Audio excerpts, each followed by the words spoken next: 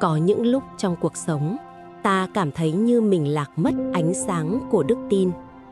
Những ngày tháng mỏi mệt, khi lời cầu nguyện trở nên trống rỗng, khi dường như Chúa im lặng và ta không còn đủ sức để tin rằng Ngài vẫn đang ở đó. Ta đã từng tin, từng cầu nguyện, từng phó thác, nhưng rồi những nỗi đau, thất bại, mất mát cứ dồn dập kéo đến. Và trong khoảnh khắc nào đó, ta tự hỏi, nếu Chúa thật sự yêu con, sao Ngài lại để con chịu đựng nhiều đến vậy? Đó là một câu hỏi đầy nhân tính.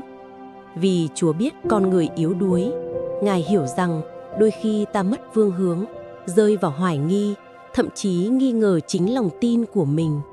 Nhưng Ngài không trách ta, bởi hơn ai hết, Ngài vẫn luôn chờ đợi ta quay về, dù chỉ bằng một lời thì thầm nhỏ bé. Niềm tin không phải là thứ bất biến, nó giống như ngọn lửa, đôi khi rực sáng, đôi khi yếu ớt. Nhưng chỉ cần ta giữ được một tia lửa nhỏ, Chúa sẽ thổi bừng nó lên bằng tình yêu vô biên của Ngài. Phần 1. Vì sao con người đánh mất niềm tin? Niềm tin bị lung lay thường bắt đầu từ nỗi đau. Một biến cố mất mát, một sự thất vọng trong tình yêu, một lời cầu nguyện tưởng chừng không được đáp lại. Ta cảm thấy bị bỏ rơi, cô đơn giữa đời, và dần dần ta không còn cảm nhận được sự hiện diện của Chúa nữa. Nhưng thật ra, Chúa không bao giờ rời xa ta. Giống như khi người cha đứng nhìn đứa con đang giận dỗi, Ngài vẫn ở đó, lặng lẽ, dịu dàng, chờ đợi. Có thể Ngài không đáp lại ngay, vì Ngài muốn ta học cách lắng nghe chính trái tim mình. Đôi khi sự im lặng của Chúa lại là lời mời gọi ta quay về với sự tĩnh lặng, với lòng khiêm nhường và sự tin tưởng thật sâu. Phần 2. Làm sao để tìm lại niềm tin đã mất? Trước hết, hãy cho phép mình yếu đuối. Hãy thừa nhận rằng ta đang mệt mỏi, đang lạc lối và cần một chỗ dựa. Không cần che giấu, không cần tỏ ra mạnh mẽ.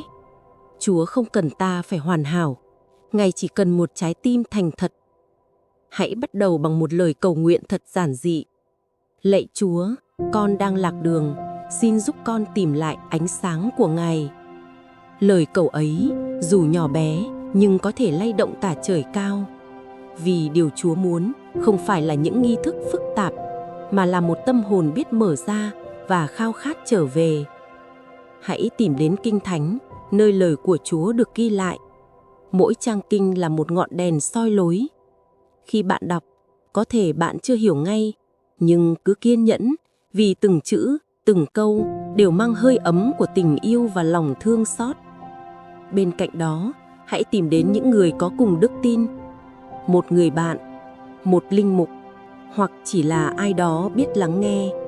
Niềm tin đôi khi không thể tự khôi phục một mình, mà cần được chia sẻ, được nâng đỡ bằng tình yêu của cộng đồng.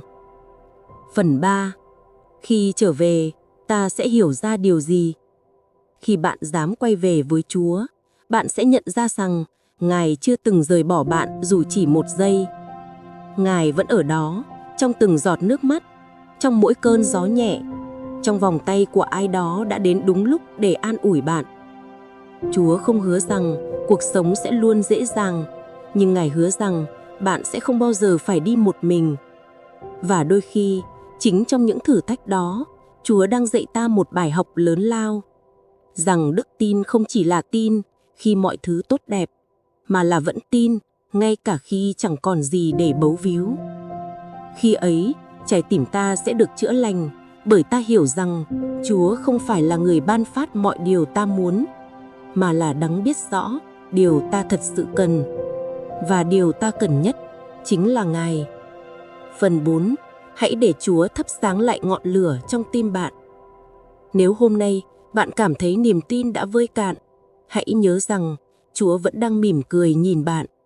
Ngài không xa cách, không phán xét, mà chỉ đang chờ bạn quay về trong tình yêu và sự tin tưởng.